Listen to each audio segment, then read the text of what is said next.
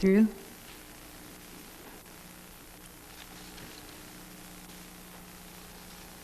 In the residential quarters and around the pleasure palaces built by the emperors were magnificent parks and artificial hills offering splendid views. Whether the buildings have rectangular, square, octagonal, or circular floor plans, they're built on a terraced, raised base on which rest the supporting columns or pillars inside. Instead of dividing walls, there are light partitions, usually made of frames fitted with paper screens. The wide roofs protect the interiors and are decorated with varnish, lacquer, metal, and majolica, which is a kind of Renaissance Italian and ceramic, Renaissance Italian ceramic glazed, richly colored, and ornamented. The winged roof that we saw in all of these palace structures, rising slightly at the corners, is called ting, and is perhaps the most distinctive and fascinating element in Chinese architecture. The Ming palaces, constructed mainly in painted wood with contrasting brightly colored tiles in a green and natural setting, were often reflected in a lake or river and designed to give a picturesque and lyrical impression. We're really penetrating now back into the unrestored parts. You're seeing it down to the bare wood. Since liberation, they have trained a whole group of craftsmen who have been restoring all of these monuments.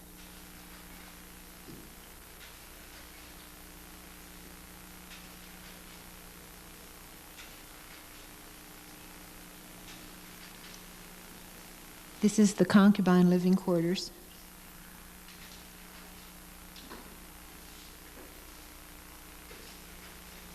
That's the barest piece of wood in the whole Forbidden City. Now we're moving on to the Ming tombs, which are outside of Peking. This is the Road of Spirits, which is guarded by these 2 rows of stone animals, quite large in scale, and they were conceived to keep evil spirits away from the tombs. The tombs were of the 13 Ming kings. They were buried under a man-made hill that was planted with pines, and in the 50s they excavated one tomb which is now open and can be visited by the people. These are the gardens leading up to the tombs, or to the one tomb that has been opened.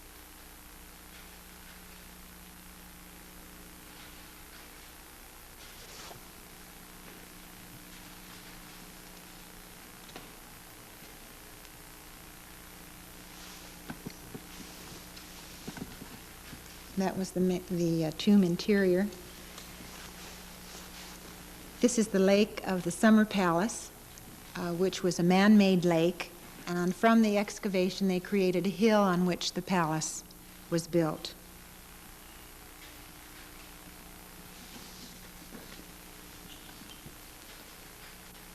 It was built in 1750, renovated in 1888.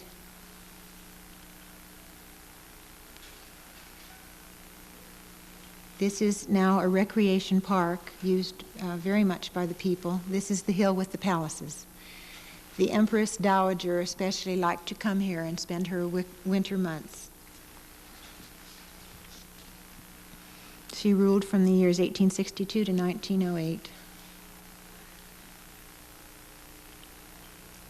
This whole hill is called Longevity Hill.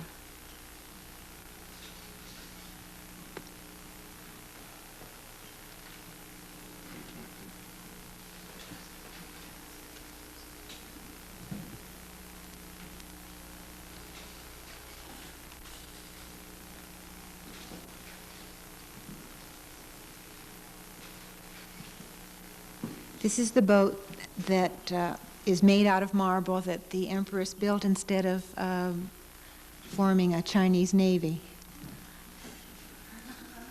This is all made out of marble and in a Victorian manner, quite ugly, actually.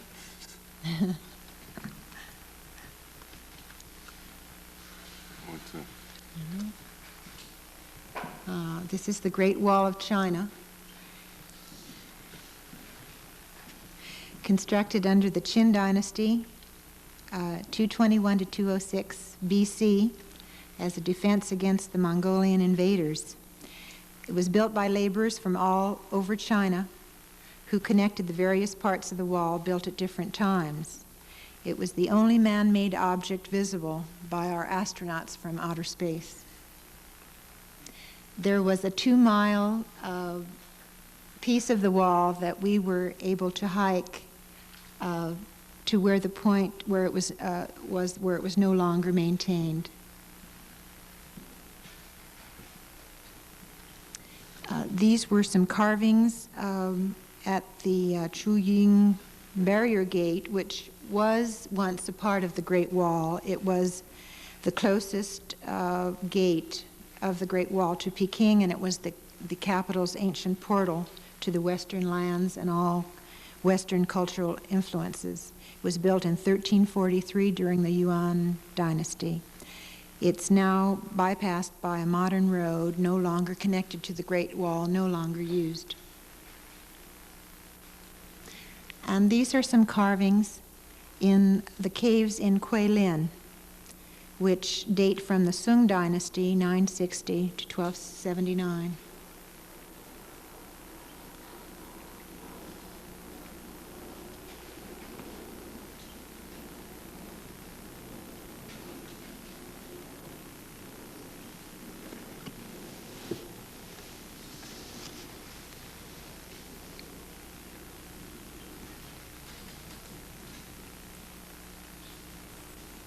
And now we're going to really conclude with just some photographs of the Guilin area, which is one of the more unique parts of China that we visited. We were supposed to go to Xi'an, and because of the earthquakes, they routed us differently, and we're really kind of happy that they did.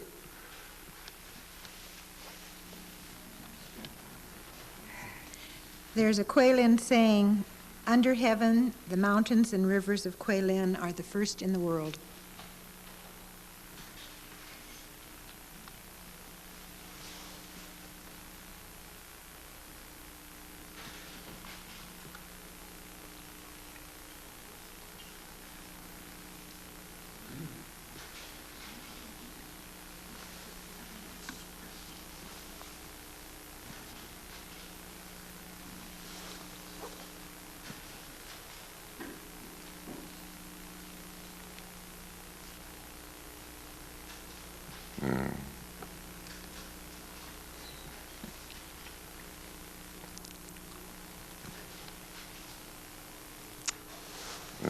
I'm sorry. Come back.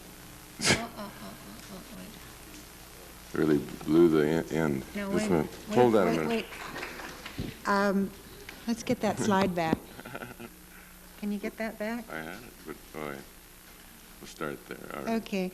When we were lamenting the fact in Suzhou to our guides that we couldn't stay over because we had really fallen in love with that city, Mr. Cho, our faithful guide throughout our adventure, laughed and said that it reminded him of an old Chinese saying, "Looking at flowers from galloping horseback." And one of our friends in our group said, "Well, it's better to look from galloping horseback than not at all." And he laughed and he said, "Yes, but I hope that next time you can dismount." Thank you.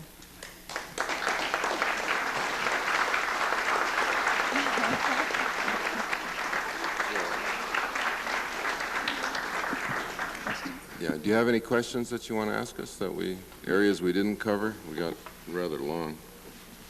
But, yeah. You should have seen some in some of the shots as we were moving through Forbidden City or around Peking. Weren't there any? There should have been. Because I know in many of the photographs I had them. Maybe I would assume I included them. But they're integrated with the people, Roland. They wear a green uniform with a cap with a red star, and many of them are students. And you never see them, or at least we did not see them in any numbers, ever. They don't brandish their military in any way. I think a great deal of the military also are at the borders, more than they are in, say, the major cities. So they'd be farther to, to the east, to the west, at the Russian border. Chinese were very much, are very anti-Russian, and in Guilin particularly, they, during that briefing, I think it went on for about an hour, and it was really just a very, very, very strong anti-Russian briefing.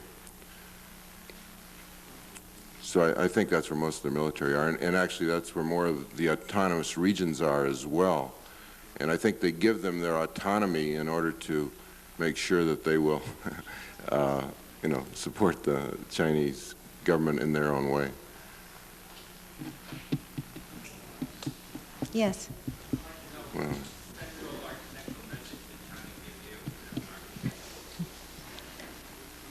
what central message did it give it? Well, I guess an architect, whether they were visiting China or visiting Russia, I think you get a feeling of kind of mundane architecture generally, or just architecture that's being done to, satisfy what their needs in a broad sense. Yet you'll get into a thing like a stadium, and they'll attempt to do a big thing, and yet it's not quite that. I think their problems are so great in terms of what they have to do in housing that I don't think they're really looking at ways to develop, looking at architecture the way we do. I think we treat it as quite a different thing. And I think they're just solving the problems that are facing them generally. And I think you'll be looking at many years before it probably changes in that aspect.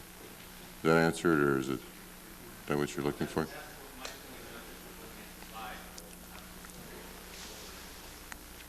Well, whatever you've seen is there. Whatever I saw was there. Let's put it that way. And I think we were taken to just about, anything that they were proud to show or what they felt was where they are. So, and I think I described it earlier. I think they're pretty much, so much behind, I think, the rest of the world in terms of their techniques, in a sense, and where they've come. They followed, they've studied what Russia's done in a sense, and I think they're following fairly much that same pattern.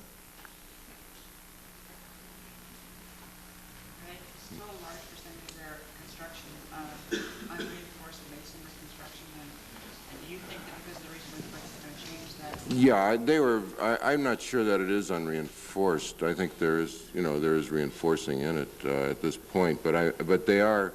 I don't think their earthquake, their ability to counteract earthquake is what it should be at this point in time. And I know they had a great amount of destruction, but I don't think it was in their new construction. I'm not sure. We were not allowed to see anything of that sort, and we also didn't have any real sense of where the destruction was and how much was destroyed.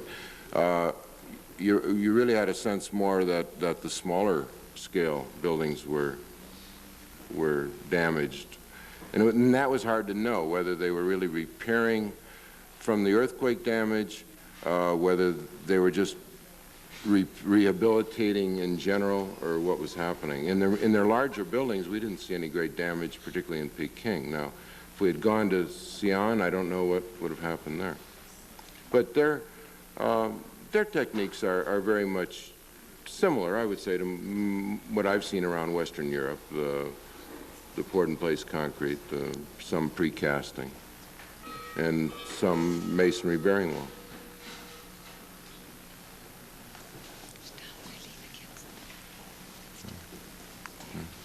Any other questions? Okay, thank you very much for coming. We'll see you next week.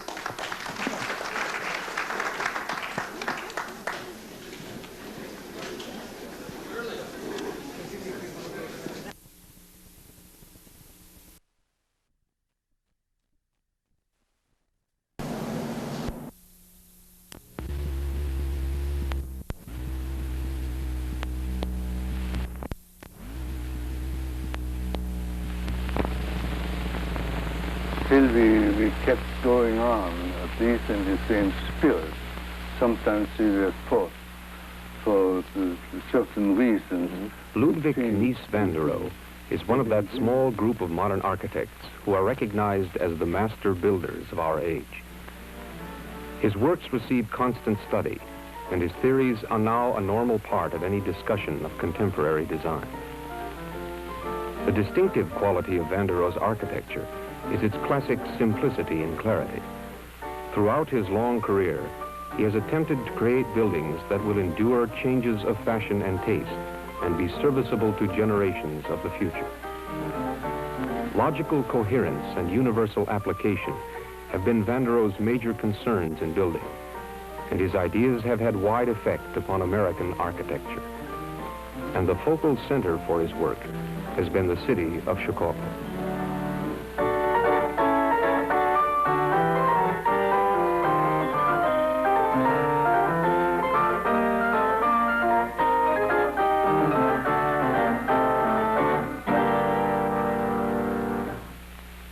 Many of Chicago's great architects came to the city at the start of their careers, but Mies van der Rohe's arrival was quite different. He entered Chicago when he was already one of the established leaders in world architecture. Van der Rohe was born in Germany in 1886, and his important work began in the chaotic aftermath of the First World War. The German economy was in constant disruption, and commissions for architects were scarce.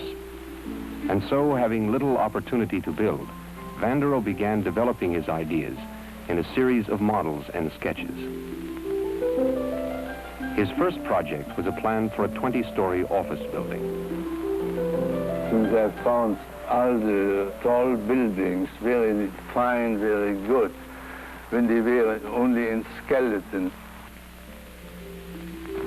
I wanted to do something similar like that, to bring that out, the character of a skeleton. And so I decided to enclose it in glass. I thought it would be good for the glass too, that the quality of the glass would come out clearly.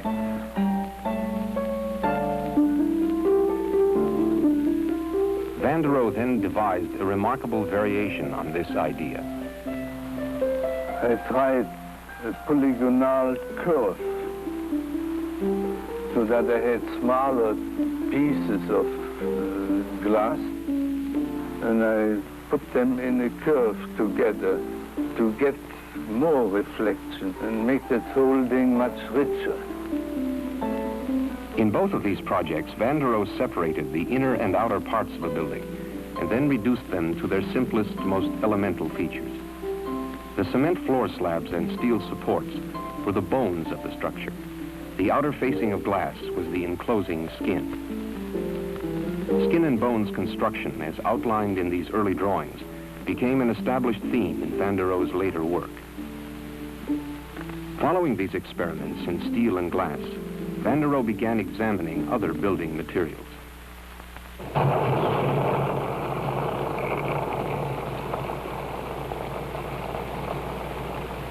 Then we tried to design an office building in concrete. I wanted to show the clear structure, the skeleton. I wanted to see if we could make something of strength with our means and for our purposes.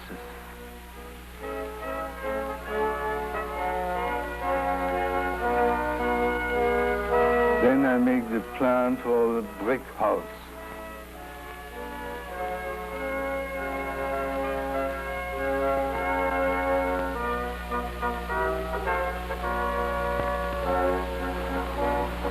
There I used brick walls as bearing walls, but kept it open.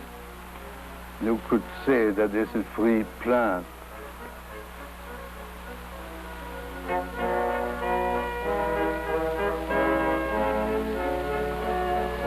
Then I thought I should try a house in concrete to see the consequences of the material and the different construction.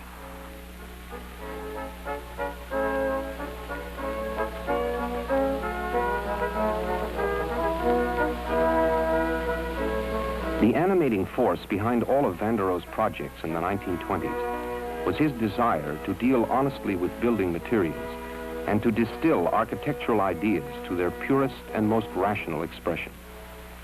And then in 1929, he gave a singular demonstration of his principles. The German government asked him to design a pavilion for the World's Fair at Barcelona. Originally, the building was intended as a display area for industrial products, but Van der Rohe decided that the display would be the building itself. The low rectangular structure was an essay in spatial composition. Using a rich assortment of materials, marble slabs, reinforced concrete, steel, chromium, and varying densities of glass, Van der Rohe created a series of simple, fluent, and beautiful movements.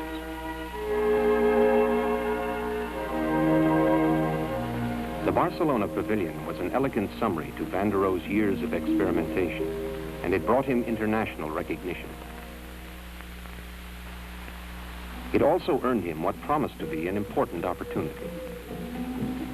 In 1930, Van der Rohe was appointed as director of the Bauhaus School, an association of artists and architects which had become the most influential center for European design. But Van der Rohe found that he was to preside over the death of the institution. The Bauhaus was constantly assailed by the Nazi Party, and Van der Rohe closed the school when Hitler attained power in 1933. The advent of the Nazi regime in Germany occasioned the greatest emigration of artists and intellectuals in modern times. Many came to America, and Van der Rohe was among that group.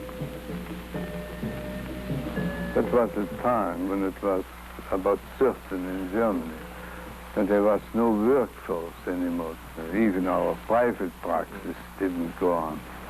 In 1935, I received a letter from John Hollebert, the well-known architect in Chicago, if I would take over a school of architecture in Chicago. So there was no difficult decision to make. So I made my statement that I want to have a free hand. And the free hand was accepted.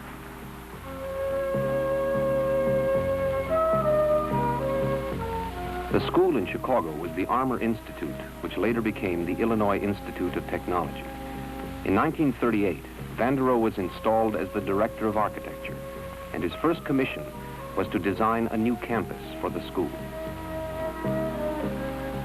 The main decision was what kind of architecture should it be. I knew it would last here, so I wanted to have a principle which would last and would not be outmoded.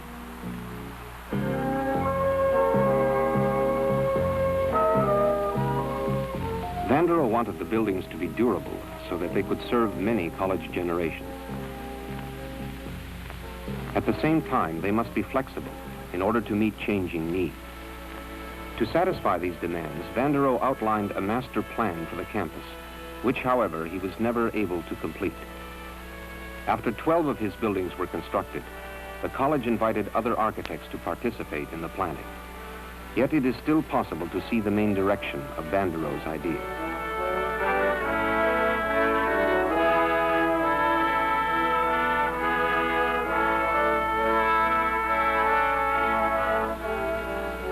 All of the buildings were to be rectangular and 2 to 3 stories high. They were arranged in quadrangles, which Van der Rohe formed by the careful spacing of each unit. The buildings were set down so that they create a series of overlapping planes, and thus seem to slide out from one another. In this way, they maintain a constant visual contact.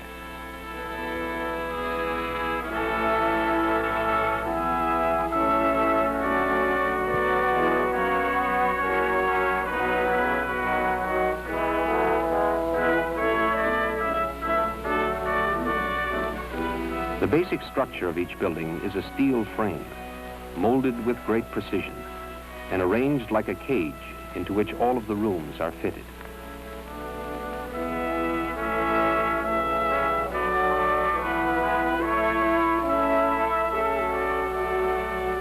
The dimensions of this frame are based on a single unit, which is repeated in all of the buildings.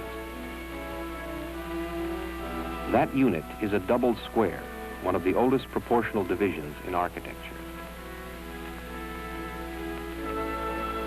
It is 24 feet wide, 24 feet deep, and 12 feet high.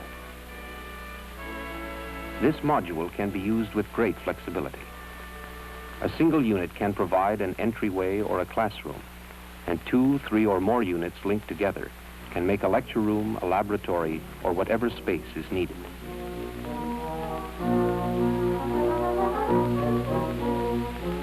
And in much the same way, these units can accommodate a wide range of building materials. Glass, brick, concrete, or any combination of them can be fitted within the steel frame. In his design for the campus at IIT, Vanderohe demonstrated his conception of universal building. Working with units that were simple, durable, and regular, he created structures that are intended to have a timeless serviceability. Their function is to provide space that can easily be adjusted or redirected to suit the requirements of a future age. Yet within the classic uniformity of this plan, certain buildings have attracted special attention. The boiler plant is noted for the bold assertion of its mass.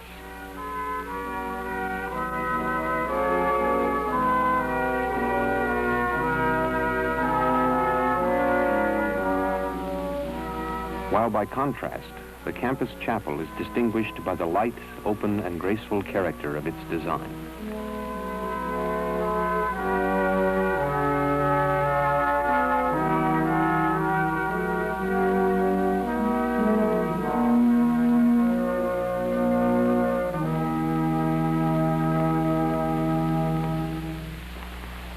But above all, it is Vanderohe's building for the departments of architecture and design that is the perennial center of interest.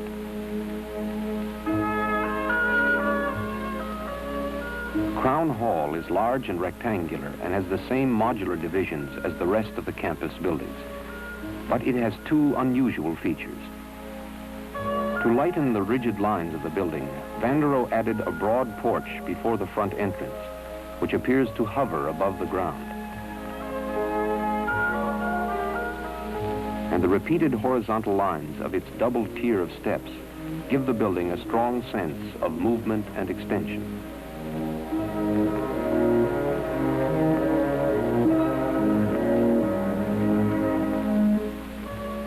But the more important innovation is the way the roof is supported. Instead of resting on steel posts across the interior, it is suspended from a series of girders that span the width of the building.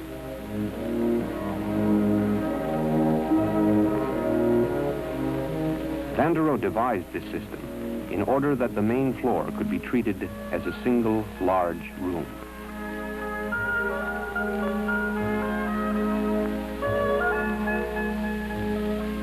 I wanted to have a huge hall for all the students in the department, and we constructed it because he needed freedom in his space. This vast space can be divided in any number of ways, and again shows Vanderohe's desire for universalized statement. Yet this dramatic building is not without its problems. The very openness of the interior tends to magnify sound, making it difficult to conduct two classes at the same time. And the enclosing walls of glass must be partly covered to shield against excess heat and glare.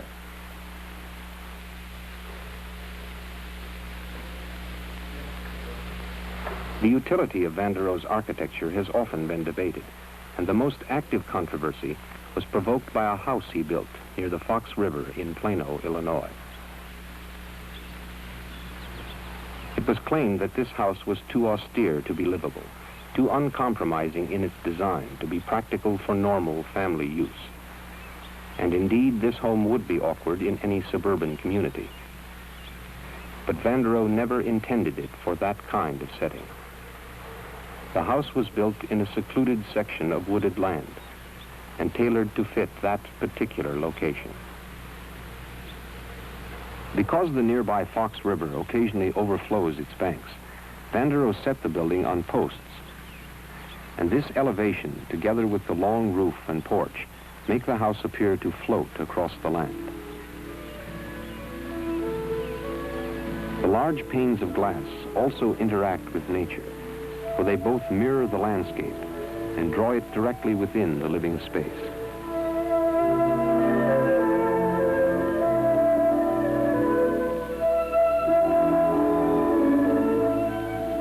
Vanderohe's clear purpose was to keep a fluid exchange between the house and its environment, a condition not suited to everyone's taste.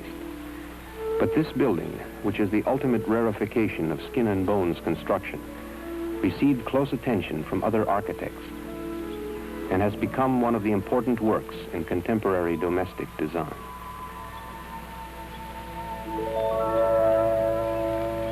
The house at Plano has been Vanderohe's only venture in Chicago at a single-family dwelling.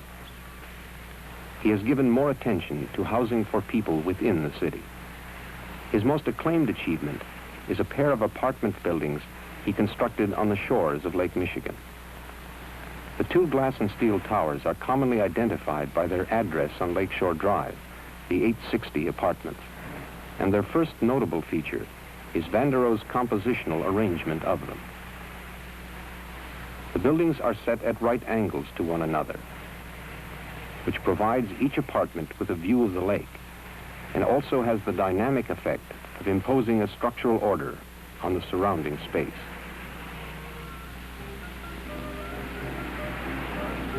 The openings between the buildings and amid the pillars at the base become active ingredients in the total design.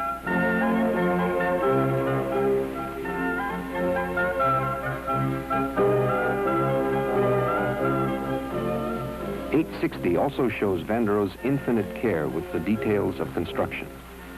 The smooth finish of the steel plates, the exact joining of the pieces, and the harmonic balance of textures are elements that not only distinguish this building, but are the hallmark of Vanderohe's highly disciplined artistry.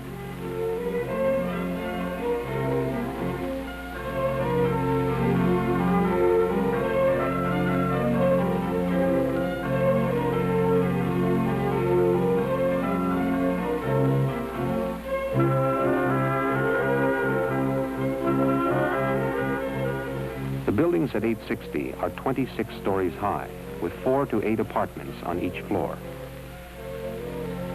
Yet this densely concentrated mass is set on the ground with great lightness and ease.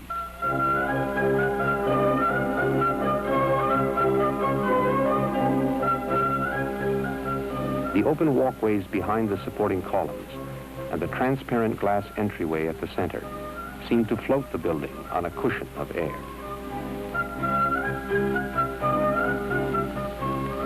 All of Vanderohe's works move within the same continuum of ideas. And here, as before, the steel frame gives the building its skeletal definition, and the panels of glass provide rich patterns of light and reflection.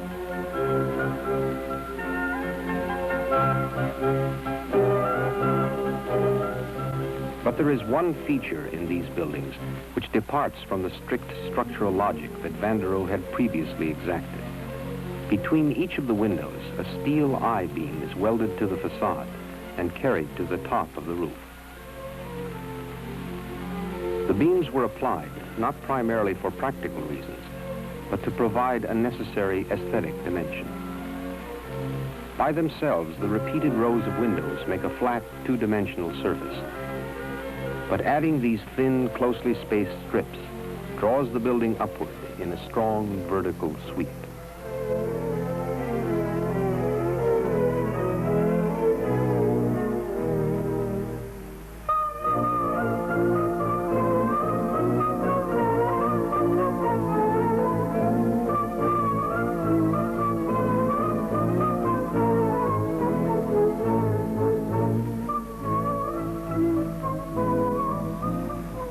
They also create a remarkable quality of movement within each of the towers.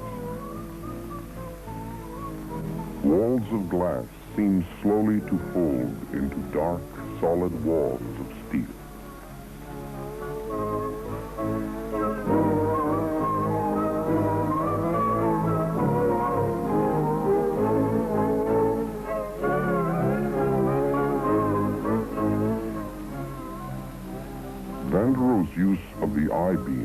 subtly animates the light and serene formality of his twin towers.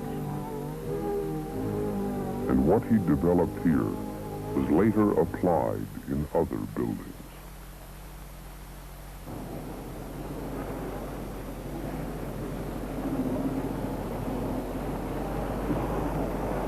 The Federal Center, built in the middle of Chicago's business loop, is a large office building which is clearly related to the design of the 860 apartments.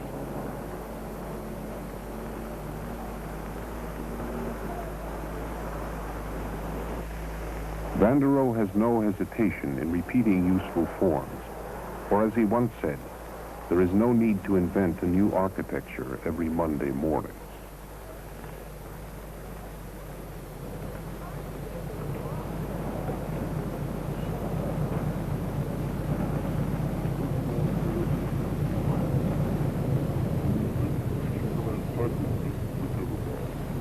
The constancy of his approach flows from his desire for rational clarity and order, and his conviction that modern architecture is rooted in technology.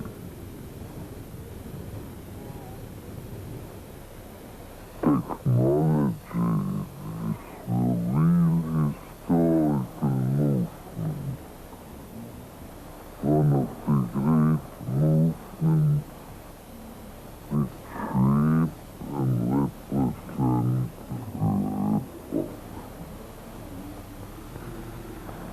Some people are convinced that architecture will be outmoded and replaced by technology. Such a conviction is not based on clear thinking.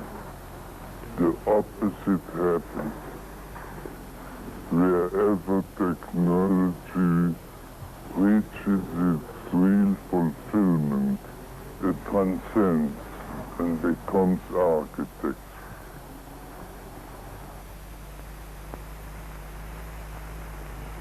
Van der Rohe's full acceptance of the modern methods of construction and his continuing efforts to crystallize those techniques into their most objective and universal forms in large measure accounts for his great influence on modern building. His varied works demonstrate how steel, glass, aluminum, and concrete can be used with great candor and still have power, richness, and flexibility. In Chicago, where many of his former students now practice, Van der Rohe's heritage is most clearly evident.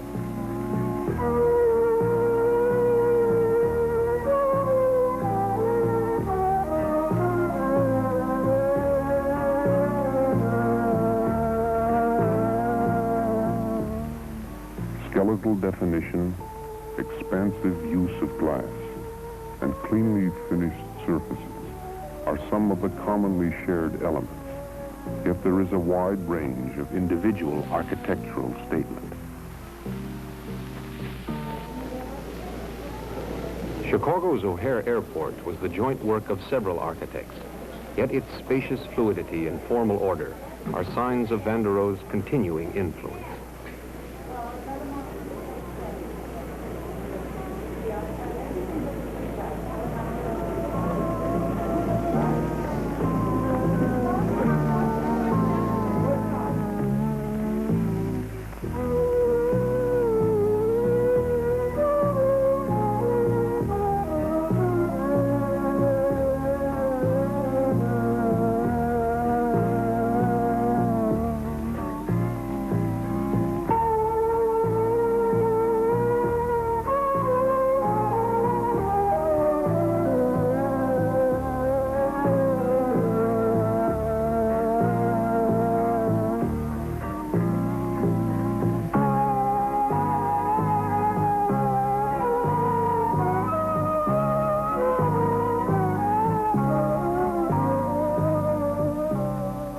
Perhaps the most interesting continuity leading from Van der Rohe is the Lake Point Tower apartments.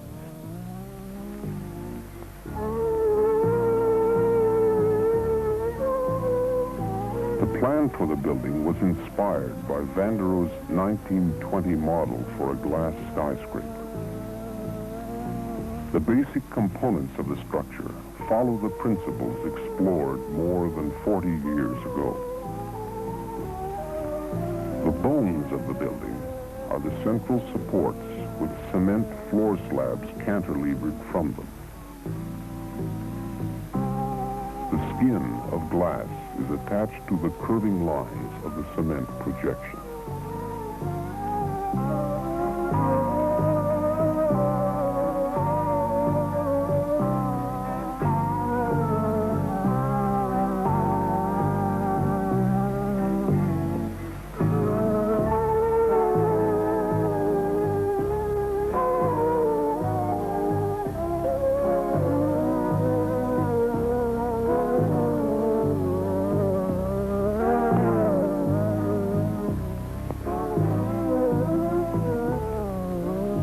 This handsome building creates its own style, but its obvious indebtedness to Van der Rohe attests to the enduring modernity of his thought.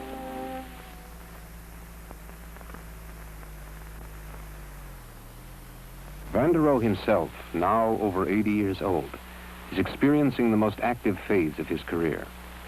Commissions come from around the world, and there are several projects for new buildings in Chicago.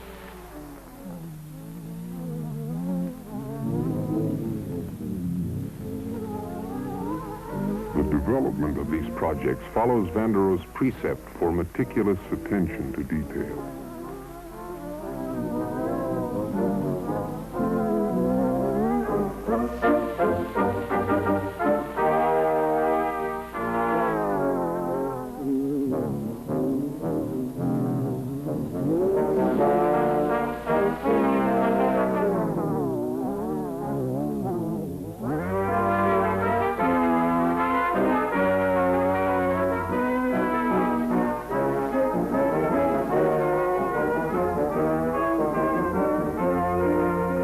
After the initial drawings for the buildings have been completed, a series of models are made so that every feature of the building can be carefully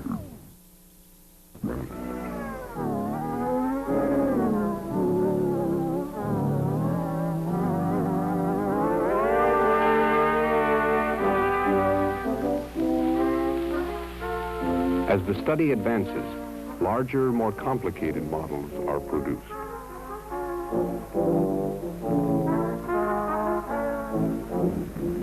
Van der Rohe's long years of work have been focused on the steady unfolding of a single set of fundamentals. Unlike most major architects, he has not been concerned with subjective exploration or experiment.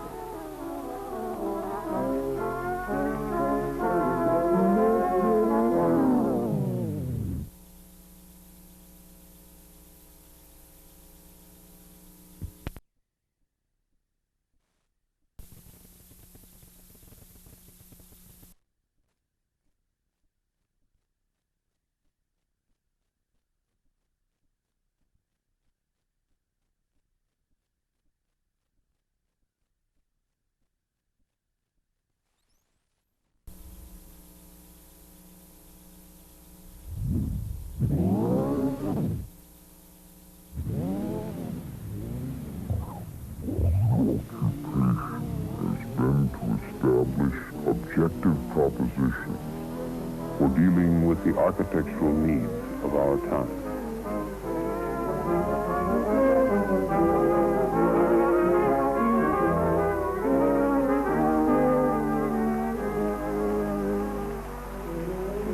I hope you will understand that architecture has nothing to do with the inventions of forms.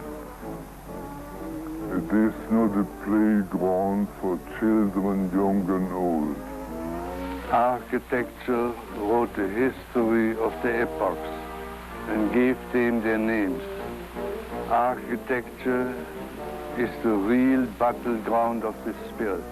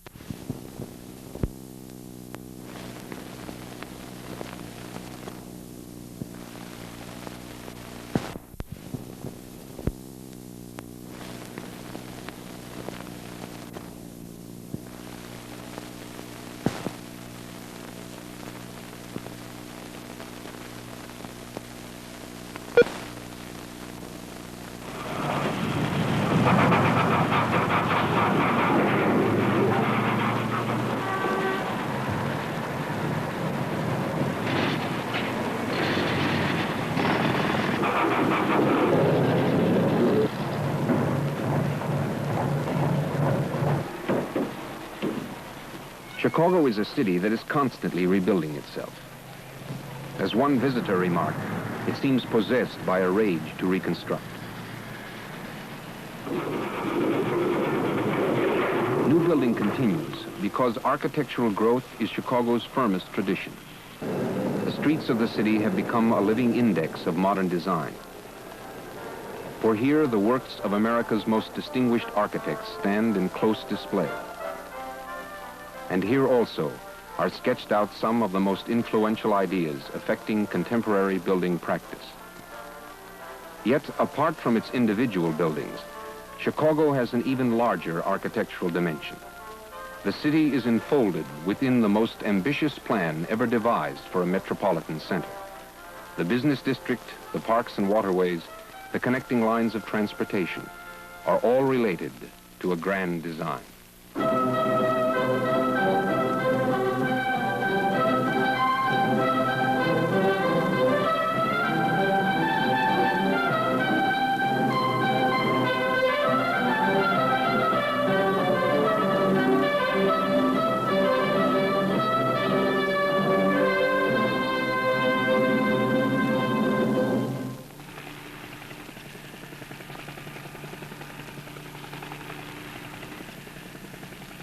Cities, like people, have their own inner dynamics.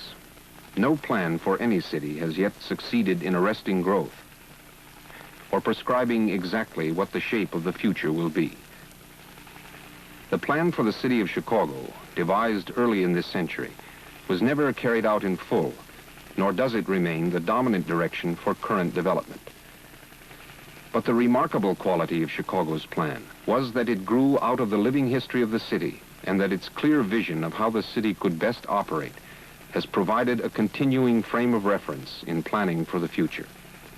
The modern life of Chicago still moves within the general outlines of that great architectural idea. The roots of the plan stretch back into the 19th century and the combination of opportunities and disasters which conditioned the city's growth. In 1840, Chicago was merely a close eddy of life in the flat expanse of the plains. It consisted of some cabins, a tavern, and a few houses, clustered together near a marshy stream that fed Lake Michigan. Within 30 years, the press of America's westward movement swelled the small outpost into a city of 300,000 people. Railways radiated to east and west, trailing out over 10,000 miles of intersecting lines. Canals were dug, linking the lake with inland rivers, and ships arrived with steel and coal and returned loaded with lumber and grain from the prairies of the Mississippi Valley. By 1870, Chicago had become a fixed center for American commerce. But the rapid growth produced a sprawling incoherence within the city. Buildings grew wherever they could. Slaughterhouses and railways moved in among barns and narrow pastures. Grain elevators rose on the rim of refuse dumps, and factories were surrounded by shacks and cabins. The major concern was to build, not thoughtfully or well, but quickly. The city was snarled in what Lewis Mumford has called a brutal network of industrial necessities. Then, in the fall of 1871, the city was cleansed of its confusion, but at a terrible cost. In October of that year, on a warm Sunday evening, a barn in the western part of the city caught fire. Within an hour, the entire block was ablaze, and fanned by a high and steady wind, the fire pushed in toward the city. By the middle of the night, it had swept across the river to the edge of the lake in towers of flame 100 feet high. On the following day, the inferno widened, heading north with the wind at its back, and only a heavy rain that night finally halted and extinguished it. The fire had burned out the center of Chicago. Over 17,000 buildings were destroyed and 100,000 people left homeless. A section 1 mile wide and 4 miles long lay in blackened ruin. What do you think of the future of Chicago? A prominent local writer was asked. Looking at the desolation, he replied, Chicago will have more men, more money, more business within 5 years than she would have had without this fire. And that was very close to the truth. A new city had to be built, and work began almost immediately. Nearly 500 new buildings were constructed within a year of the fire, and the annual rate of construction more than trebled by 1880. Businesses were reestablished and expanded. Trade increased, population grew, and architects flourished. In the 1880s and 90s, Chicago began to exhibit an architectural power and distinction all her own. Radical engineering innovations were developed, and many new buildings showed a forceful directness never before seen in America. Contributions were made by many architects: John Root, William LeBaron Jenney, Martin Roach, William Holabird, and above all, by the partnership of Louis Sullivan and Dankmar Adler, who in 1889 completed the Auditorium Building, a massive structure which combined a hotel, business offices, and a theater that brought them and the city worldwide attention. In these years, Chicago gave clear signs of creating new and original approaches to urban construction. But the major architectural event in Chicago at the close of the century moved popular interest in another direction. The World's Fair Columbian Exposition opened in Chicago in 1893. The buildings for the fair were designed by prominent New York architects, and the construction was directed by Chicagoans Ernest Graham and Daniel Burnham. The White City of the exposition was a marvel of integrated planning. Buildings were set in patterns of formal symmetry, which provided long, receding vistas with lagoons, fountains, interlacing bridges, arcades, and triumphal monuments. It was a dream of Roman order in white plaster and wood. Here, it seemed, was an example of the grandeur that architecture could provide. The buildings and the long corridors of water and walkways suggested an ideal city, a model which demonstrated how America could appropriate the heritage of Europe for its own use. The scale was overwhelming, and the synthetic splendor appealed to Americans. After visiting the exposition, Henry Adams declared, "Chicago was the first expression of American thought as a unity." As a result of the exposition, cities all across the country began considering how they could reshape themselves in the image of the White City of Chicago. The movement acquired a name, the City Beautiful, and its leading figure was the man who had supervised the construction of the exposition, Chicago architect Daniel Hudson Burnham. In his early years, Burnham and his partner, John Root, had been involved in the experimental work among Chicago builders. But after his triumph at the exposition, he turned most of his attention to classical architecture and city planning. Burnham had hoped that the exposition would lead to a general refurbishing of the city of Chicago, and in 1909, he presented a full-blown plan showing exactly how Chicago could transform itself into a city beautiful. The project attracted wide support. School teachers explained it to their pupils, speakers appeared throughout the city to promote it, and the Commercial Club of Chicago became its official sponsor. Wide support was needed, for the plan was great in scope and high in intention. The time has come, it stated, to bring order out of the chaos incident to rapid growth. A plan for a well-ordered and convenient city is seen to be indispensable. A primary consideration in the plan was to make the most of the natural assets of the city. In a flat plain with no mountains or hills to give it contour, the lake was the single focus of attention. It had to be preserved for all the people, stated the plan, and treated as a park to the greatest possible extent. And that was not meant as a figure of speech. The plan proposed a continuous lakefront, not only in Chicago, but one from Wilmette to Milwaukee, over 90 miles in total length. A road, indented from the shore, would be built along this course.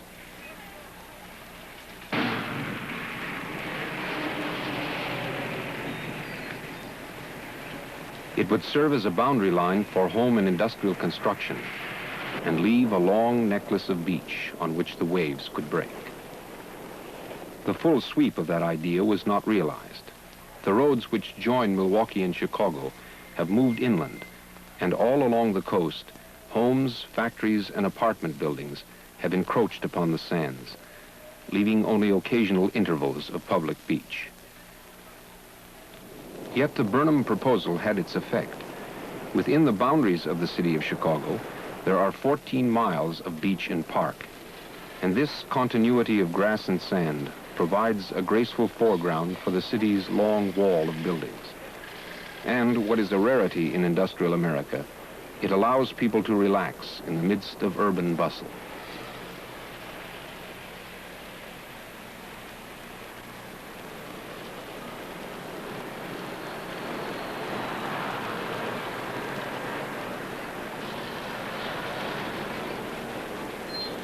But the long lakefront was only a prelude to other developments.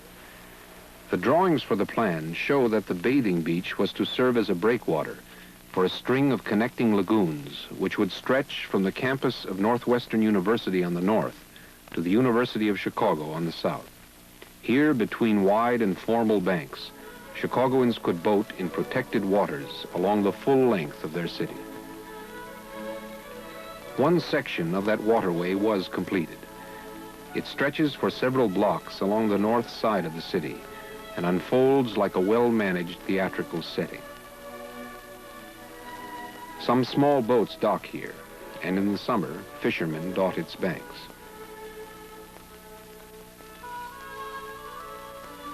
The lagoon is narrower than Burnham had prescribed, and it does not begin to approximate the length he had foreseen. Still, this lagoon illustrates what Burnham had in mind.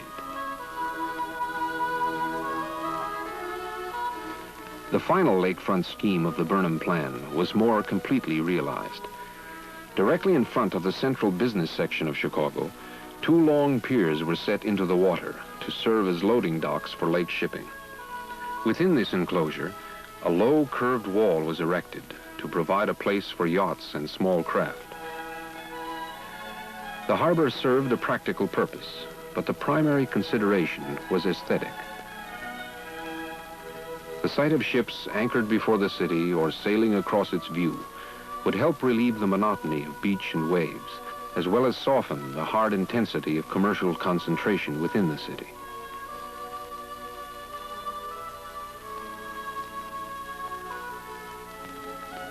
The authors of this section of the plan were thinking of sailboats and schooners as they wrote. Yet, even without the full expanse of sail, the harbor continues to have its calm and quieting effect.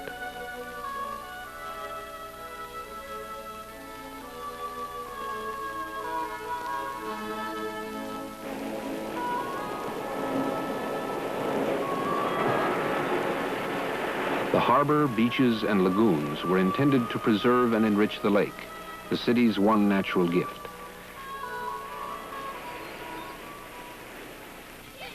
Yet Chicago was continuously growing, which meant that people would be living farther and farther from the water. Planning had to consider their needs, and so a system of inland parks was proposed.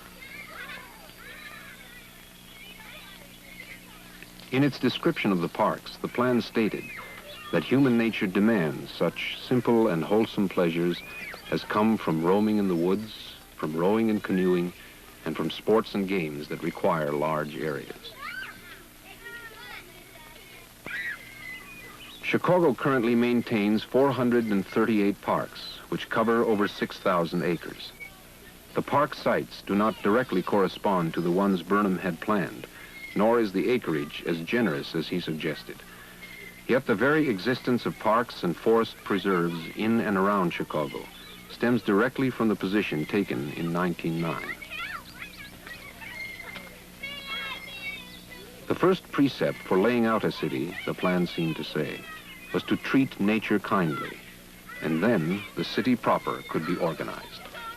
A major consideration was transportation. Chicago has been made largely by railroads, the plan declared, and it was necessary to provide proper circulation for both freight and passenger service.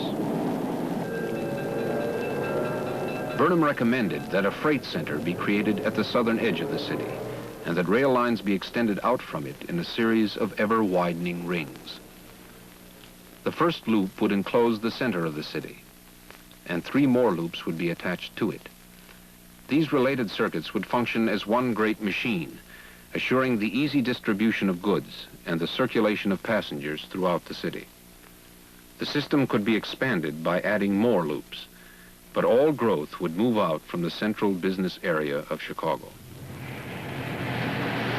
The second transportational system concerns street traffic. People had to have ready access in and out of the city, and Burnham's design complemented the pattern for railroad circulation. It began with a wide circular drive which connected the lakefront to the major inland parks. Next, a rectangular grid of streets was set within that arc. And finally, a network of diagonal streets crisscrossed the interior. This system could also be expanded at its outer limits, but once again, the ultimate focus was the center of the city of Chicago. That would remain the nucleus for all future development. The inner loop was the heart of Burnham's plan, and its dimensions were already fixed by some natural boundaries. Lake Michigan was the border to the east, and the Chicago River, which flowed directly inland from the lake and then made a sharp right-angled turn, formed both a northern and a western boundary. On the south, the boundary was fixed by the freight depots and railroad yards, which comprised the great commercial engine of Burnham's transportation machine.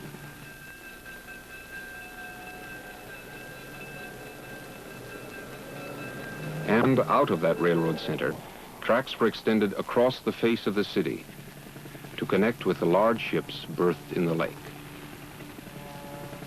Thus, the center of the city was circumscribed by traffic and transport, with the lake feeding the river and the railroads uniting both.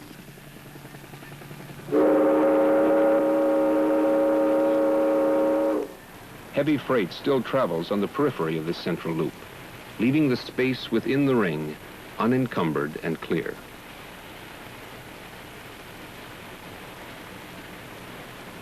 That free inner space was important to Burnham, for it left room to erect the thoroughfares and buildings of the city beautiful he envisioned. The base of the composition was to be Michigan Avenue, which runs directly across the front of the inner loop.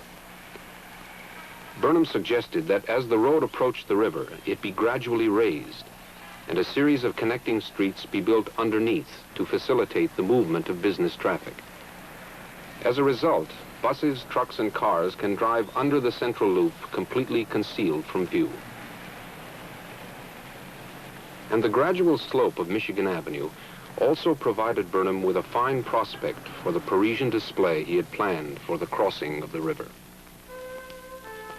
Here the space opened out into a broad plaza that was meant to resemble a bend along the Seine. The bridge across the river was flanked by 4 tall pediments, and at the water's edge, boat landings were constructed. Stairways curved down from the street to the lower levels, and the entire design was to be one of Baroque splendor.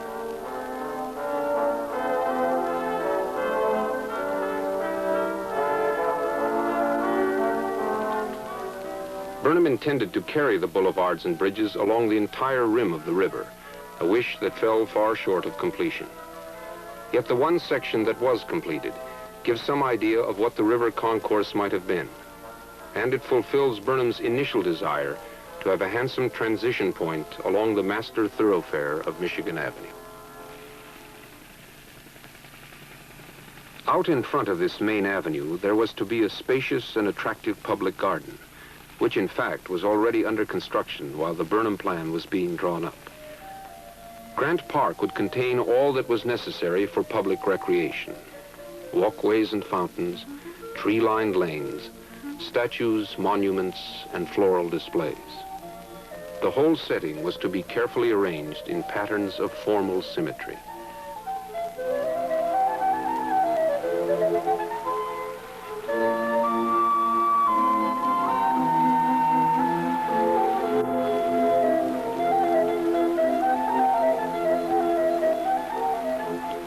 But in Burnham's scheme, the park was to be much more than a pleasant garden.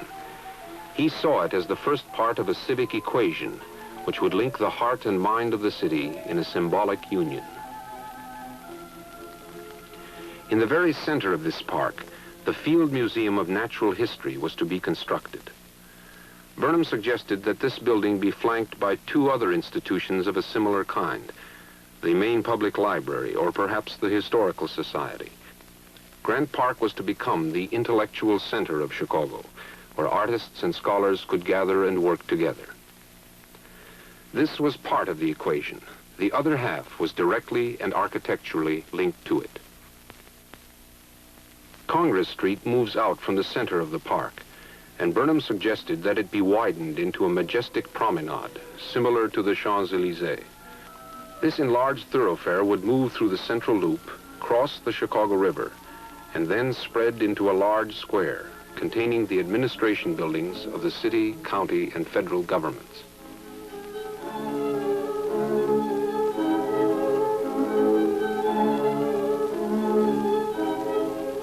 This center, said the plan, would be what the Acropolis is to Athens, the Forum to Rome, and what St. Mark's Square is to Venice, the very embodiment of civic life.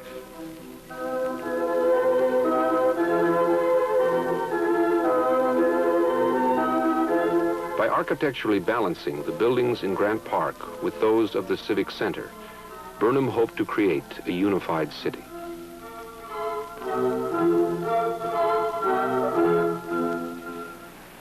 Grant Park was completed, and it lends a gentle contrast to the high wall of the city. But the buildings Burnham planned were not placed where he wanted them. The Field Museum now stands at the southern edge of the park, and the central focus was given instead to a huge circular fountain. This fountain is larger than any at Versailles, and it is a refreshing sight to see. Still, it is not the symbol of intellectual power that Burnham hoped to create.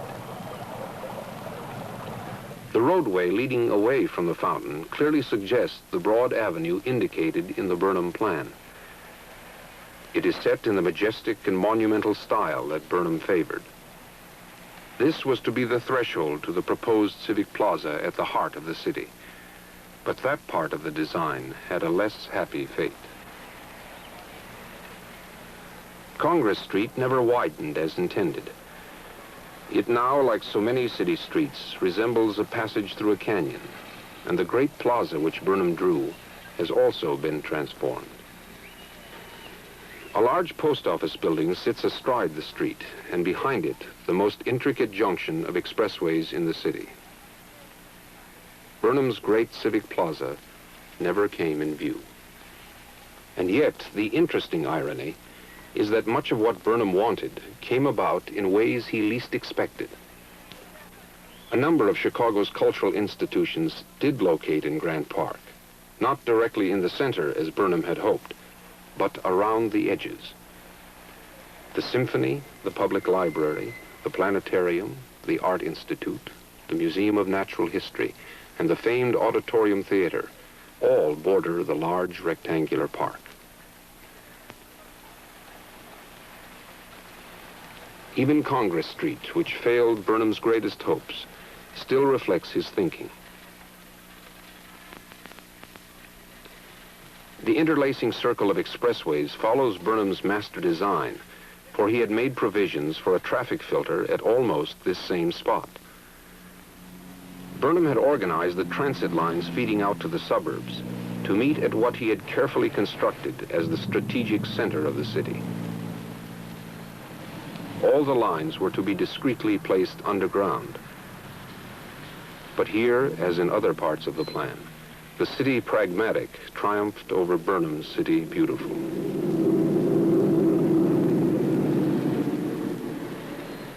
Make no little plans was Burnham's final testament, and that cry still echoes in Chicago. But in Burnham's case, at least, those words were not all bluster. His grand design has yet to find an equal in scope or thoughtful integration of complex metropolitan needs. And it has made a lasting impression on the city of Chicago. The contemporary relevance of Burnham's plan is evaluated by the leading historian of Chicago architecture, Dr. Carl W. Condit. The Burnham Plan has a continuing relevance to building and civic development in Chicago, not only in terms of specific examples of buildings and public works, but perhaps more importantly, in terms of the philosophy of planning, of the guidelines that the Burnham Plan laid down in 1910. As examples of its modern adaptations, we have the most conspicuous, I think, in the expressway system of Chicago. The expressways follow the pattern of diagonal streets which Burnham laid down in his plan. And for the most part, these expressways are immediately adjacent to the main lines of the railroads. The coordination of these two transportation systems, which was a cardinal precept in Burnham's scheme, is an unusual feature in an American city where roads and rail lines so often confuse and obstruct one another. The second feature of importance is the continuing implementation of Burnham's plans for the development of the riverbanks or shorelines.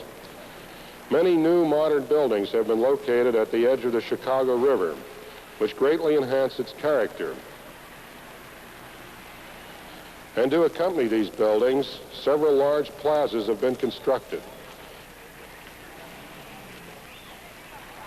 These plazas are contemporary extensions of Burnham's original wish to have promenades lying along the entire edge of river within the city. But the most important aspect of the Burnham Plan, in its modern meaning, lies in the general principles which it embodies. The Burnham Plan is concerned primarily with two of the five functions of the city, transportation and recreation, and in these respects it laid down guidelines that are certainly of a permanent value.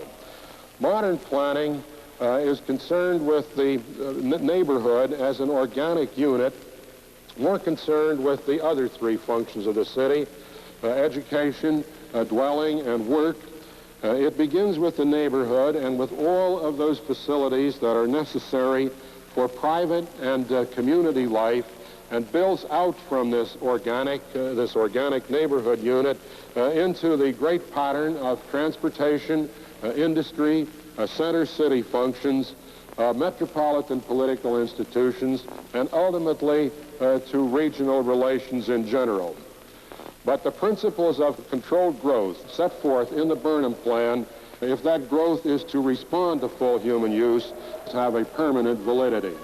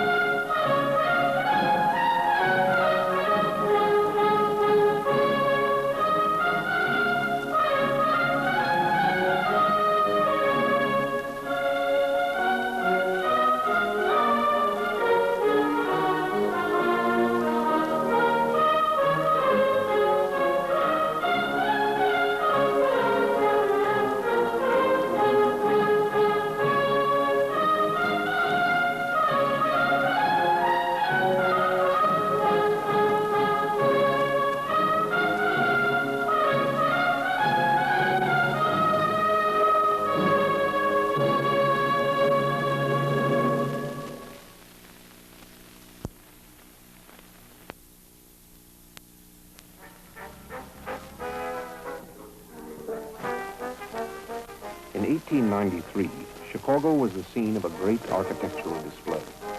The Columbian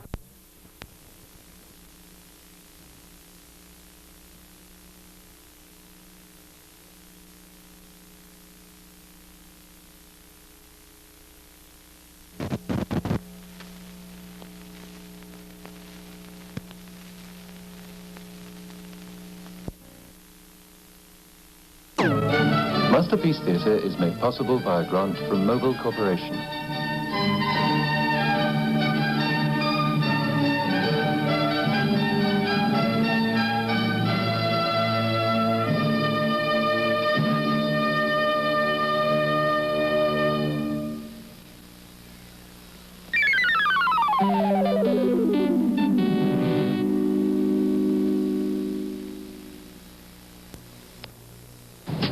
Hello, I'm Dick Cavett, and I'm perched up here with the pigeons to tell you that the Dick Cavett Show is back for an uninterrupted half hour every weeknight. My guests will be the best, most newsworthy, interesting, entertaining people from the arts, entertainment, public affairs worlds, and so please join me for an entertaining mixture of substance and fun and surprises and so forth. Join me on the Dick Cavett Show. Architect Philip Johnson is Dick's guest, next on KCET. You're watching community-supported television, KCET in Los Angeles.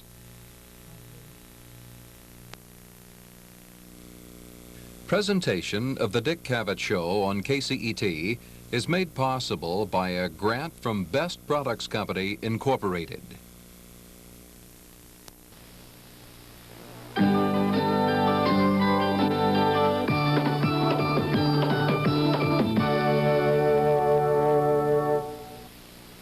Funding for the Dick Cavett Show has been provided by this station and other public television stations, and by grants from the Chubb Corporation and Gulf and Western Industries Incorporated.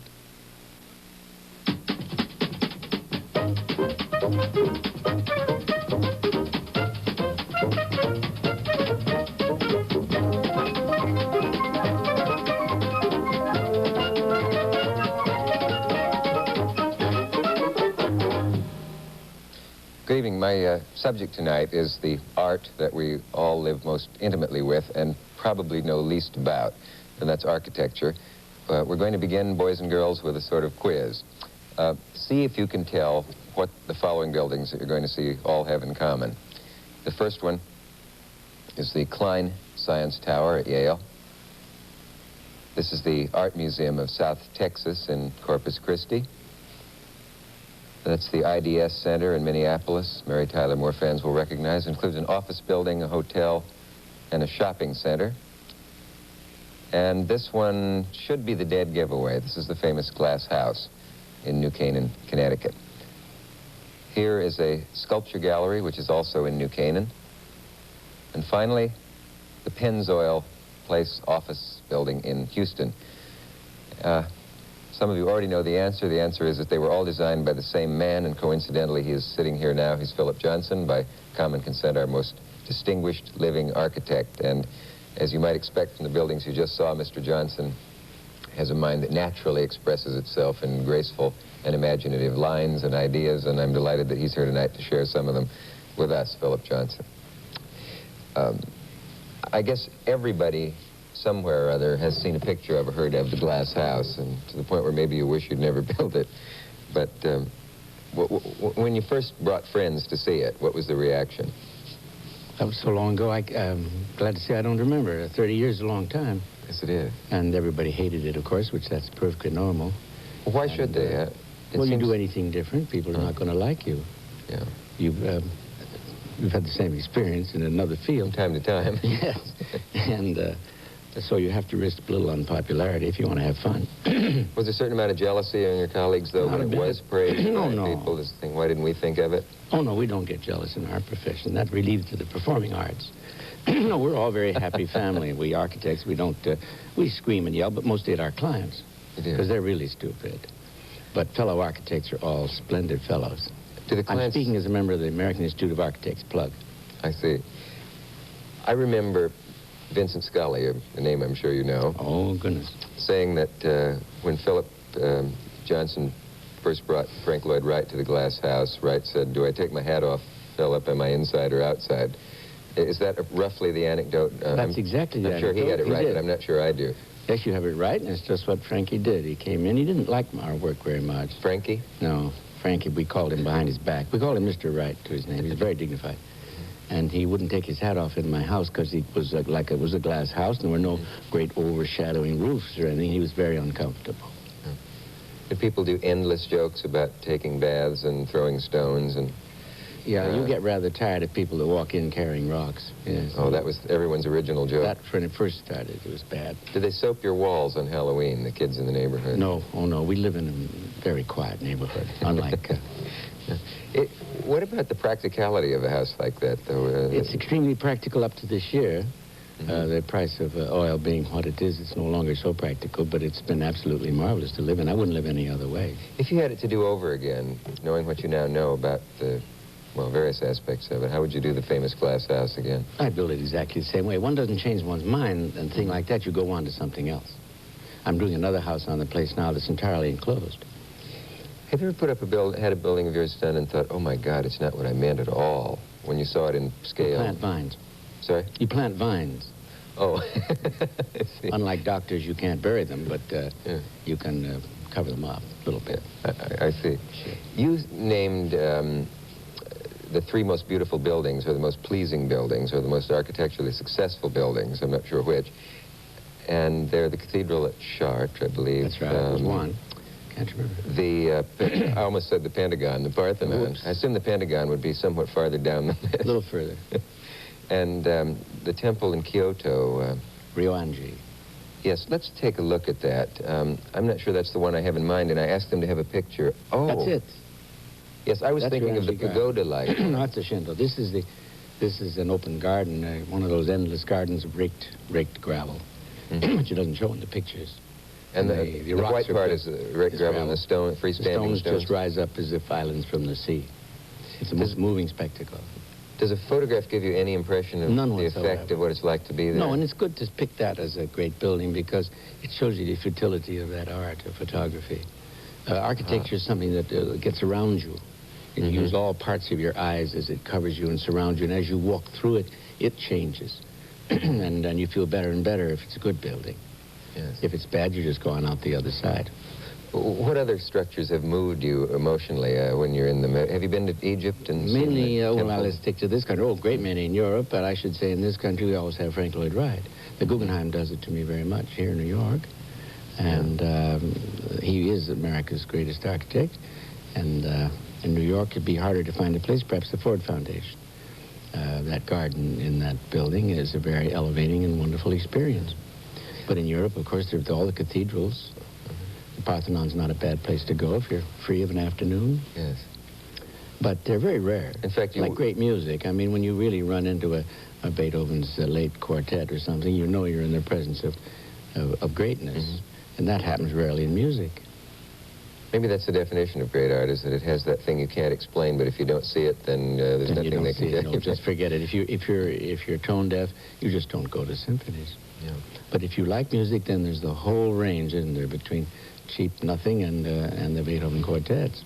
When you said the Parthenon is a nice place to visit, you also would want to live there, I think, unless I'm misremembering something. Didn't you tell a Harvard audience correctly, but it wasn't the Parthenon, it was Chartres Cathedral. Oh, it was Chartres I'd rather live in Chartres Cathedral and go a block to a Johnny than I would live in a Harvard-designed, backed-up bathroom, practical house. See, because practicality is not the important thing in architecture. It's whether you get that final sense that you admit it is not possible to put into words. That's the only way any art can be really appreciated. You can write books about it. The je ne sais quoi element or something. Oh, those awful words. But what can you do? It's the feeling you get, and if you don't get it, you don't get it. What about Yale's architecture? There was a tremendous furor when they decided to imitate an earlier style, wasn't there? And 30, 40 years ago at Yale, or 50 or whatever. Oh, Lord, that's too long ago for me. Yeah. No, we always had great luck at Yale because they had an extraordinary president that commissioned a lot of fine buildings. But when they built those old-style colleges... the Gothic colleges in the 20s. Colleges, yes. But now, of course, everything has come full circle, and they love the Gothic colleges. Now? Yeah, architecture changes. Yeah. Architecture is an art, is it? That's all it is. Well, I mean, slight exaggeration. Somebody catch me up on that. But I like to stress the art of architecture because that's why we're on Earth, is to make better places to move around in. Lots of people can make them stand up. It's not really hard if you have a steel beam. But what's hard is to make it interesting to go into the place that's covered by that steel beam. Yes, and how rare an experience that is. How rare. Well, would you then say that architecture is an art, but that most architecture isn't art? Because you only have to look around New York or any city, Chicago, St. Louis, whatever, and... That's not a bad way of putting it. Most stuff that gets built is not architecture, would be another way. Would you say that 80% of people think one building looks pretty much like another and that you can't really blame them?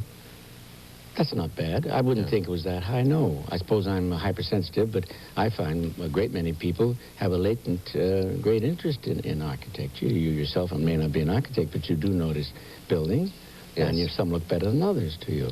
And like in music, a trained ear hears more refinements. But I do know a Gaudi from a... you know Gaudi from a Bauhaus, or from a Bauhaus building? Whatever, but yeah, beyond that. And I love the city of New Orleans because everywhere the architecture seems to me enchanting and exotic. That's because you stay downtown. Strange ways. Yes. Well, you're in the center of New Orleans. You go out around, it looks like any other American city. Oh, yes, you must visit one suburb out there where they have houses that look like birthday cakes wearing tiaras and that sort of thing. Oh, I must go there. Yeah, wonderful. You won't be able to sleep for a week after you see that. The word monument has a kind of connotation of death and tombstones and so on, but it's a word that you use in I use it a great deal. You've got to forget the tombstone idea. I merely use that word to contrast with regular building. It comes from our art history. You say, well, this monument is a poor example of a house. You say, we're using monument in a slightly different sense, and I've been much criticized for that, and I no longer use the word. Because I don't mean that. What I mean, monument means a building that's there because it's architectural. And I believe it's possible to make an outhouse into a monumental building. See, it depends on how you do the proportions. Yes. And an outhouse. Yeah, that's the most into a useful monumental building, you see. Yes. Does form follow function then? Not at all. That's the point. Monuments follow monuments. Forms follow forms. Yeah. Forms come from your imagination. They don't come from your function. And it's the same with build a tool shed. Let's use a more neutral word. It's perfectly possible to build a monumental tombstone. Tool shed. Tool shed. Or tombstone, I suppose. Either one. Yeah. I had an odd thought. I don't know if maybe it's so simple that it's easily expressed. I was going to say I don't know how to express it. In the same way that I wonder why accents arose in certain countries and why people talk that way and not some other way, why does the architecture of a nation become a recognizable...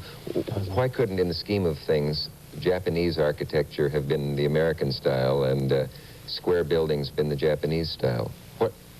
I'm particularly interested in Japan. Yeah, you'd have to take too long in history lessons to get back at that. Of course, China came before Japan, so the whole development there was entirely different. We come from the West and have an entirely different way of looking at the world. And it isn't true that countries are different. Today, they're all the same because of magazines. Yes, well, the McDonald's being everywhere. McDonald's being everywhere. You see yellow, you see, pardon me, certain arch all the time, everywhere, and so you recognize it no matter what country it's in. Comforting to know that the world is cohesive in that way, isn't it? Is it? I'm wondering. It seems to me it might be better to be a little more colorful if they could be different again. But then we'd have to stop the magazines, stop color photography, stop everybody imitating everybody, and that'd be hard. I wouldn't mind if they did stop color photography. Well, I don't think we should say that here. Probably not. No. Do you get in, are you well beyond the point, of course, where you have ever gotten into a hassle with a housewife about whether she should use pink or blue brick in the building? That's why I don't build houses. You stopped? Stopped. It's very hard to talk with a housewife that is very careful about where her shoes are kept, and that's a very important subject to her, and indeed it should be. But sometimes the architects get a little cavalier about that, and then you have hassles. In fact, I'm not so sure that architects should do houses. Ever? Yes, I think that the bigger the house, the more important it is for the housewife to do most of the work of arrangement and all that. But what does the average housewife, whoever she is, know about architecture? That's it. Well, I'm sorry. If she knows less, then it won't be as successful a house. But she has what she wants. Why do you suppose the average man and woman who would never attempt to get out and, well, there is one in New Jersey. Oh, you find one? Yes. She writes to me. Why would someone who would never attempt to design his own bridge work in his mouth or design a prosthesis for himself or something, decide he can build a building and design his own house? Same reason you pick a tie. If I say, I'm an expert tie picker, Mr. Cavett, and that's not a very good one you have on, allow me. You'd say, well, to hell with you, mister, I'm picking my own ties. Well, that can extend it a little further, and the drapes, as the ladies call them, on the windows, is their business. What do you call drapes? I'm not so sure. Is there a good word for them? Curtains, maybe? Okay. Something simple? But it's a drape. So the drape is very important to that lady. And indeed, it is important. I'm delighted that she wants to extend her personal empire into the room that she's in and further into her front door. But an artist shouldn't have to mix what he thinks is right with what the lady thinks is right. No, an artist is not that prissy. An artist should do that. It's just that I don't have time. As you can't explain what makes a great building great, except for certain things, can you tell us a building you consider a disaster and explain why? No, I don't like to talk about disasters. Maybe we talk about something long way back that's disaster. No, I don't know any disasters. Well, the trade towers here in town, for example. World Trade Center? Trade Center, I mean, yeah. It's interesting that I don't know how much the architect considers the effect on the inhabitant, but a lot of people have been driven into serious nervous collapse by having to work in that building. Why? They're surrounded by clouds in the upper towers. Companies have sold out their office space in there because employees have gone out to lunch and never come back. I think that's a shame. I love to eat there. About riding those impersonal huge elevators, and they feel trapped in the top. And then, of course, since the movie The Towering Inferno, they have other bad dreams. But you wouldn't... No. I love those elevators. I'd rather eat at the windows on the road than any other restaurant in town. It's the most beautiful view in New York. It's much better than an airplane view. I don't know what this happened. Is it true? People are moving out? Yes, that's what I read, although it was in the Post. By the way, the Guggenheim, if you happen to think it was a disastrous folly on Wright's part, would you tend not to say so simply out of reverence and friendship for him? Oh, no, Mr. Wright is dead. I'd say anything terrible about him. Often have. Even when he was alive, we always traded insults for our entire career. Oh, no, but it is a great building, you see. Maybe the greatest in New York. You may not remember this. It's hard to see pictures in it. It is, yes. That's the only trouble with it as a gallery. And I always fear that it will screw itself into the ground someday in high wind. A friend of mine at Yale saw you leaving a lecture of Frank Lloyd Wright's or vice versa. It doesn't matter for the purpose of the story. And he recognized you and threw his arm around you and said, "Still doing those tidy little houses, Philip?" Are you was still that an example of the joshing? Yes. Are you still building those little houses, Philip, dear, and leaving them out in the rain? That's what it was. I was quite angry that night. He had the best of that argument. That's Frankie was great. Well, let's this thing that's sitting in front of us, I'd like to hear about that. If I haven't thrown our sequence disastrously here. But that's a cathedral. Well, it's a church, but we call it a cathedral because it's so very, very big. It's longer, higher, and wider than Notre Dame in Paris. How long? It's 400 this way, by 200. It's 400 that way. How many? Is that a city block, more or less? 2 blocks. 2 blocks long. 2 blocks long and 1 block wide in New York blocks. And it's 120 feet can see the... Those will all be reflecting surfaces. Those are all mirrors, that's right. Can you make it reflect? Yeah. Yeah, as we turn it. Now it's working. Of course, it won't do that, except if it's in Southern California, it may move around a little. Yes, it's in near Los Angeles, near Disneyland. Yeah. Yeah, that'll work. It's not near the San Andreas Fault. No, seriously, do you design with that in mind in California? Oh, yes. That's the main problem here. How do you do that? With very heavy steel connections and members. It'll really inside look like a steel pipe building because there's thousands of little bars and everything in there. Is there any way you can sketch the mental process from the point where they say, "We want a church," and you say, "What kind?" No, I didn't, unfortunately. You don't even say that. You just say, "Okay." No, because I said, "You want a church, you're a great minister, and I'm a great architect," and this was for Dr. Schuler out in Garden Grove. And I said, "I can do you a great church," but I didn't. He came to see me, and it was an ugly thing. It wasn't this one. It was what I had in mind at the moment. You see, it was a disaster. Then you start, as all architecture should start, with a dialogue.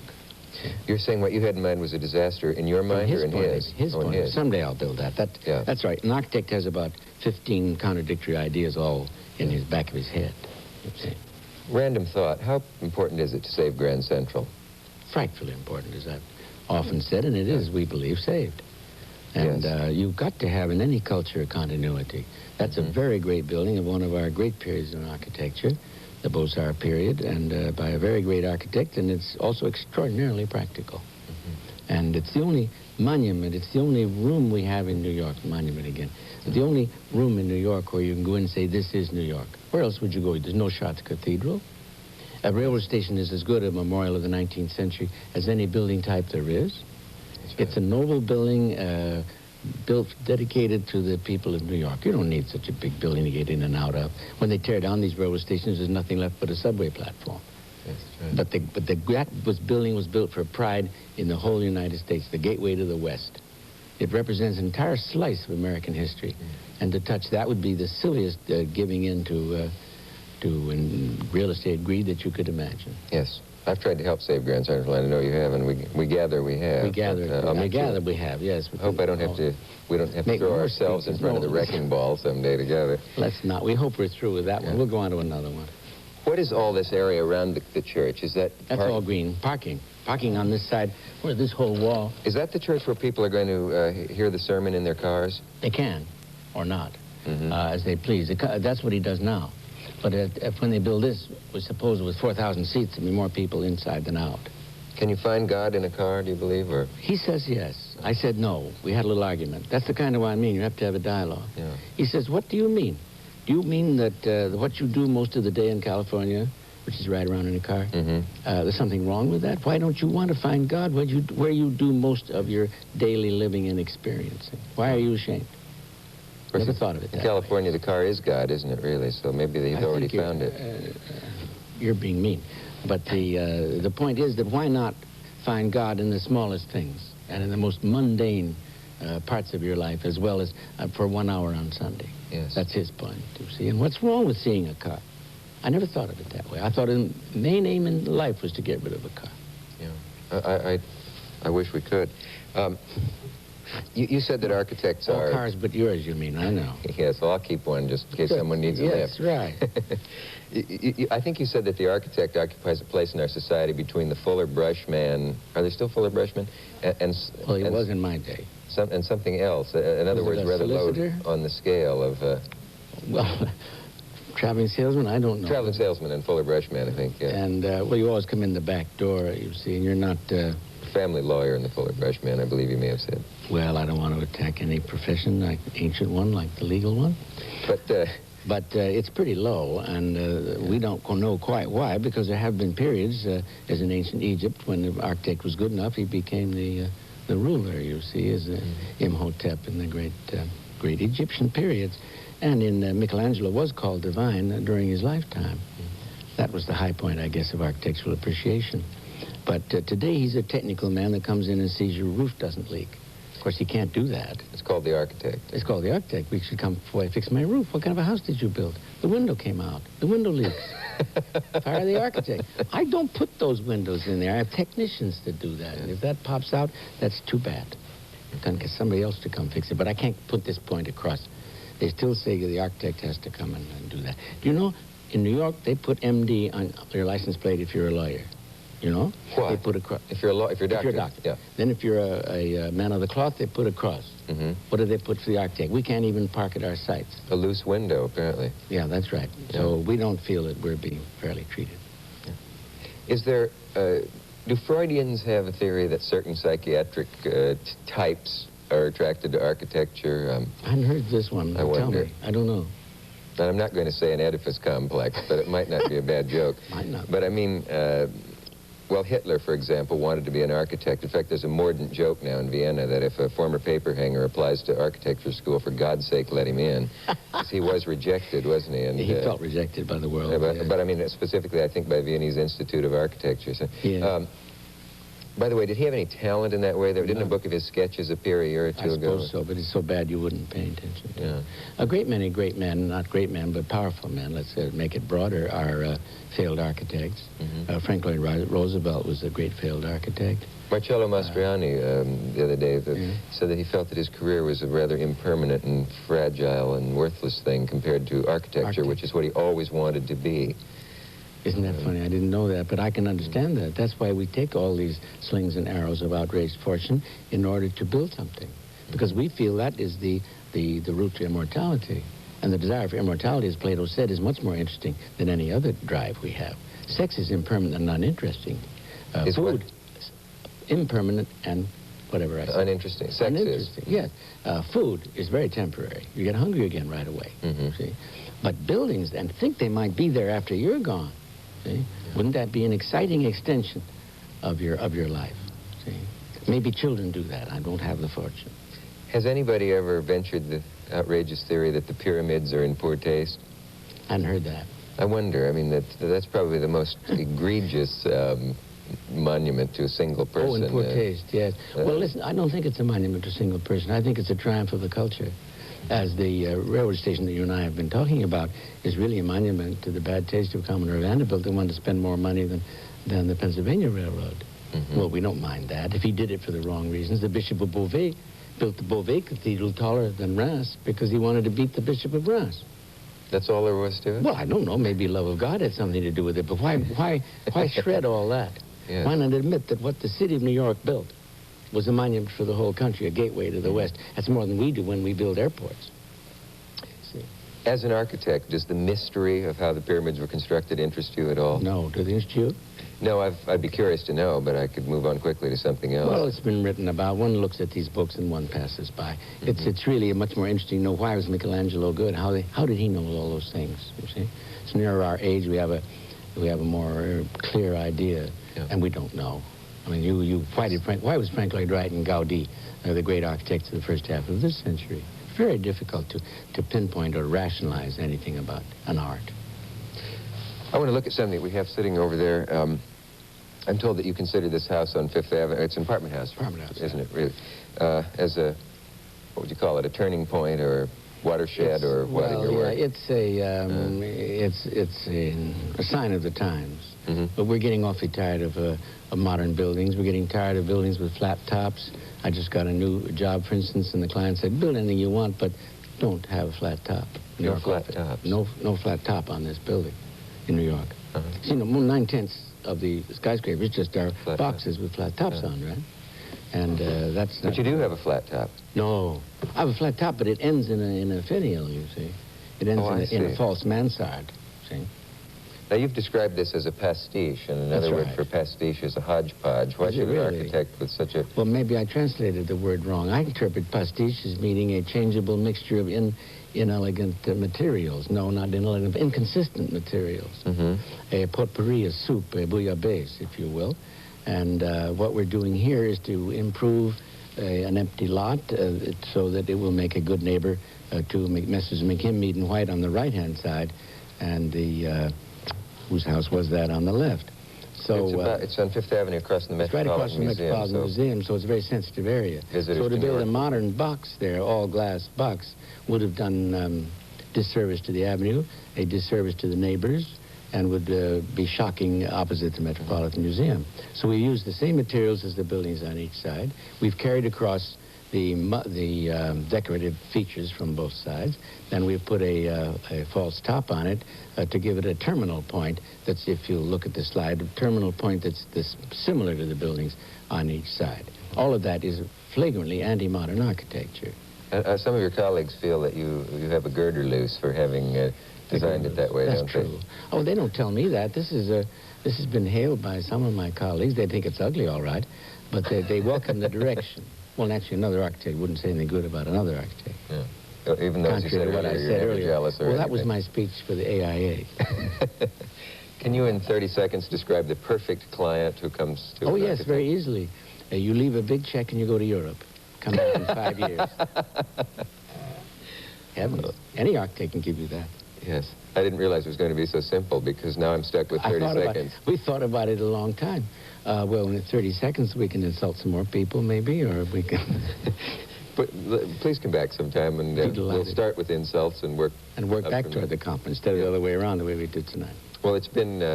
I really hate to bring this to an end, because it's been a joy to have you here, and I wish more buildings looked like yours, and I wish more architects were as interesting and amusing and brilliant as you are. And thank you for being here. Good night, and we'll see you next time.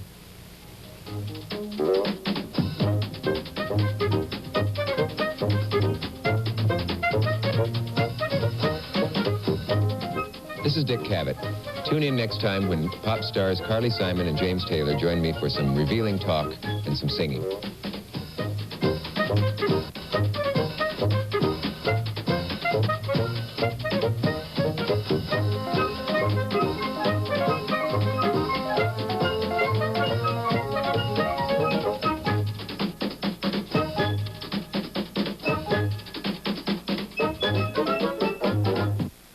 Funding for the Dick Cavett Show has been provided by this station and other public television stations, and by grants from the Chubb Corporation and Gulf and Western Industries Incorporated.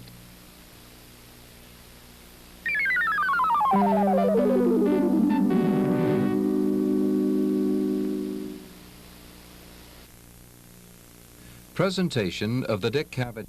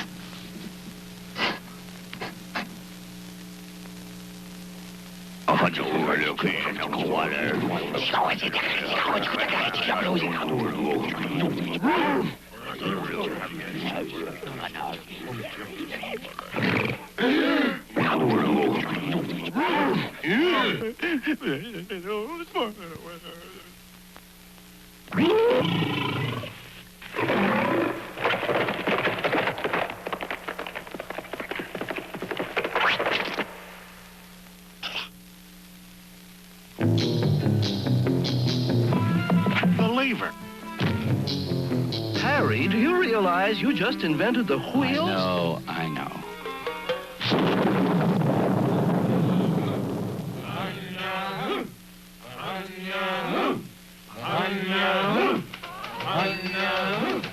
Bronze. Iron.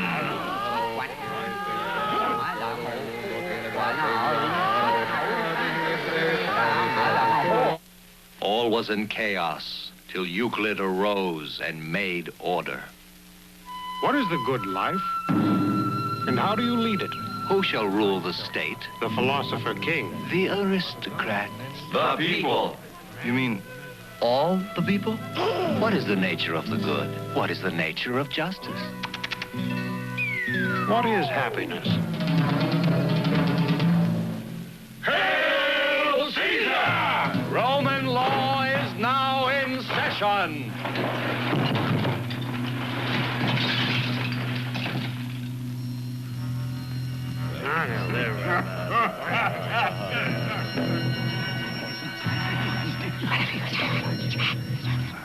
Allah be praised. I've invented the zero. What? Nothing.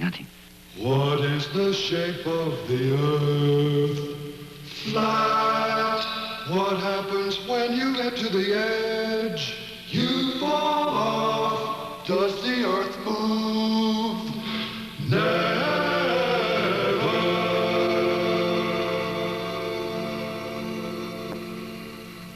Here, there are worlds smaller than our worlds, larger than ours. What are you doing? I'm painting the ceiling. What are you doing? I'm painting the floor.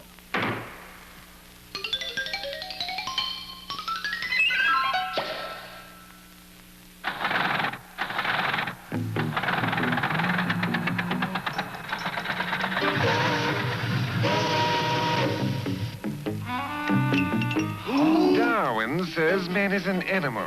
Rot. Man is not an animal. Animal. Man isn't. And he's an animal.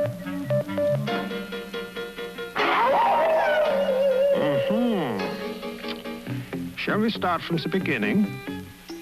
I'm a bug, I'm a germ, I'm a bug, I'm a... Louis Pasteur. I'm not a bug, I'm not a germ, I'm not a bug.